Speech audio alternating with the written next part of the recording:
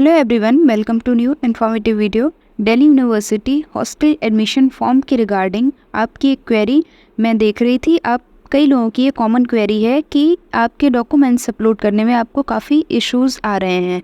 तो आज मैं आपको सारे ही डॉक्यूमेंट्स का डेमो दिखाऊंगी, यानी कि मैं लाइव अपलोड करके दिखाऊंगी ताकि आपकी एक भी डॉक्यूमेंट अपलोड करने से रिलेटेड क्वेरी और डाउट्स ना बचें। तो आपको स्टेप बाय स्टेप चीज़ें बताई जाएंगी डिटेल में, तो आपके सारे डाउट्स रिजॉल्व हो जाएंगे। तो सबसे पहला जो डॉक्यूमेंट आपको अपलोड करना है, as you can see, passport size photo.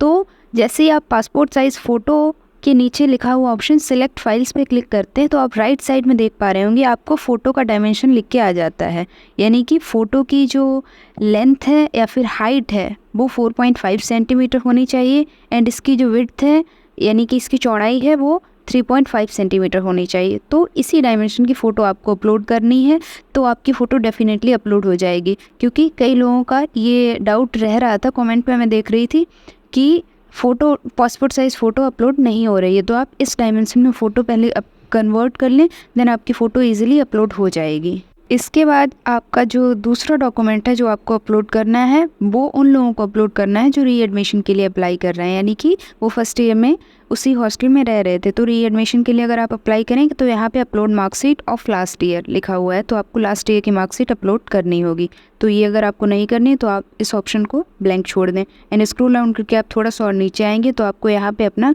Non research scholar form upload करना है। तो आई होप आप सबका फॉर्म साइन हो चुका होगा डिपार्टमेंट से या फिर आपके कॉलेज से। तो उसकी आपको फ़ोटो क्लिक करके एक पीडीएफ बना लेनी है, उसको सेल्फ अटेस्ट नहीं करना है। तो आपको सिंपली सेलेक्ट फाइल्स पे क्लिक करना है एंड देन आपको ऑप्शंस मिल जाएंगे। तो आप इजीली अपना पीडीएफ या किसी भी फॉर्मेट में है, जेपीजी या फिर जेपीईजी फॉर्मेट में भी है तो भी आप इसको अपलोड कर सकते हैं, क्योंकि यहाँ पे फॉर्मेट कंपल्सन नहीं है, यानी ज़रूरी नहीं है कि आपको पीडीएफ में ही अपलोड करना है। लेकिन मेक श्योर करें जब आप कोई भी डॉक्यूमेंट अपलोड करें, जब तक यहाँ पे कंप्लीटेड लिख के ना आ जाए तो उसका मतलब है आपका डॉक्यूमेंट अपलोड नहीं हुआ है। तो ये चीज़ आप ध्यान से देख लें। इसी तरह से आपको लोकल गार्जियन का फॉर्म भी जो कंसेंट फॉर्म टाइप का है वो अपलोड करना है।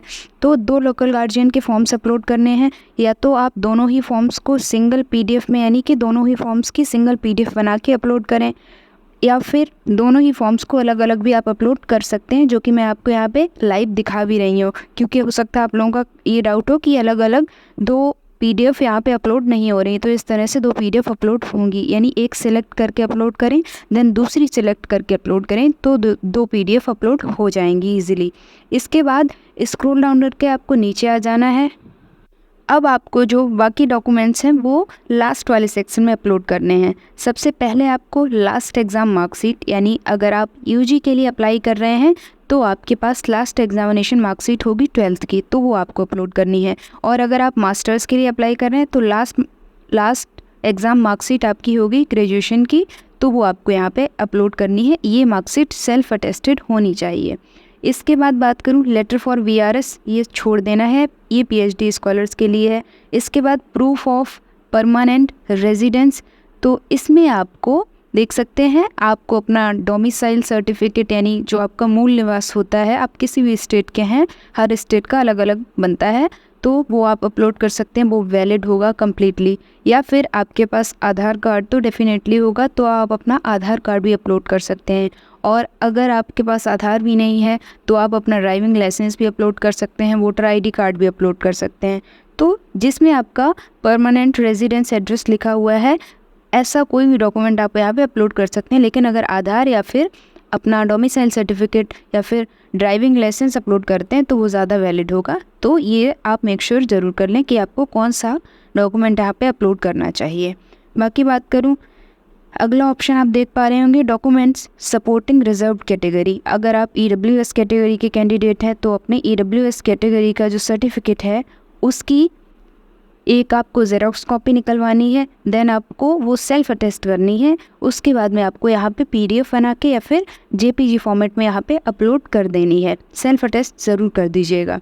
इसके बाद बात करूँ तो लास्ट में लिखा हुआ है attach marksheet for 2nd, 3rd, 4th year students. यहाँ पे आपको अपनी ग्रेजुएशन की मार्कशीट ही अपलोड कर देनी है। और अगर आप यूजी के स्टूडेंट हैं तो ये कॉलम आपको खाली छोड़ देना, इसमें कोई भी इशू नहीं होगा।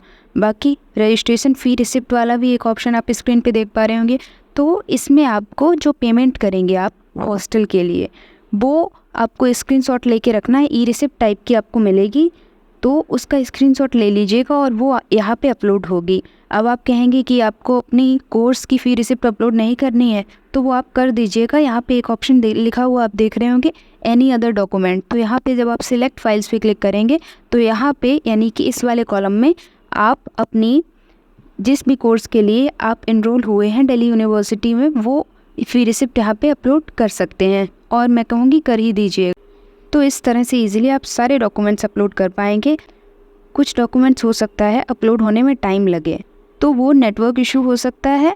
बाकी आप सारे डॉक्यूमेंट्स को मेक श्योर करें, जब तक कंप्लीटेड लिख के नहीं आ रहा है तब तक आप नेक्स्ट डॉक्यूमेंट पे ना जाएं। तो इस तरह से आपका फॉर्म फिल हो जाएगा। तो ऐसी इन्फॉर्मेटिव वीडियोस के लिए चैनल को सब्सक्राइब करें, और अगर आपको लगता है कि इस चैनल से आपकी कुछ हेल्प हो रही है, यहाँ से आपको जेन्युइन इन्फॉर्मेशन प्रोवाइड की जा रही है, तो वीडियो को लाइक भी करें, अपने फ्रेंड्स के साथ में वीडियोस को शेयर करें। Thanks for watching this video.